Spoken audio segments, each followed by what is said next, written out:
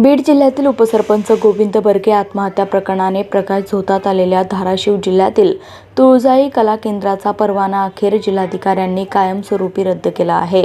याच कला केंद्रातील नर्तकी पूजा गायकवाड ही उपसरपंच गोविंद बर्गे यांच्या आत्महत्या प्रकरणातील मुख्य आरोपी आहे। वाशी तालुक्यातील पिंपळगाव येथे 3 वर्षांपासून तुळजाई कला केंद्र सुरू होते। याच कला केंद्रातील नर्तकी पूजा गायकवाड ही लुकाम असल्याचे उपसरपंच गोविंद बर्गे यांच्या आत्महत्या प्रकरणात मुख्य आरोपी आहे। दरम्यान या कला केंद्रावर परवान्यातील अटी व नियमांचे उल्लंघन होत असल्याचा ठपका ठेवून वाशीच्या तहसीलदारांनी 2.5 महिन्यांपूर्वी परवाना निलंबित केला होता। मात्र जिल्ह्यात स्थगिती मिळवून घेण्यात आली होती। मात्र आता वाशी पोलिसांनीच कायदा व सुव्यवस्थेचा हवाला देत परवाना रद्द करण्याबाबतचा प्रस्ताव जिल्हाधिकारी कार्यालयास पाठवून दिला होता। त्यात या कला केंद्रामुळे विनयभंग, अवैध मद्य विक्री, आत्महत्येस प्रवृत्त केल्याचे गुन्हे दाखल झाले आहेत।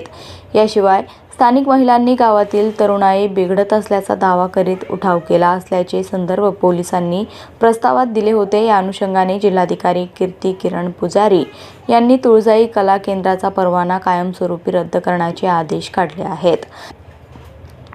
आमचे प्रतिनिधी राम वारेंसह नयूम बेग, ब्युरो रिपोर्ट, चौफेर, महाराष्ट्र।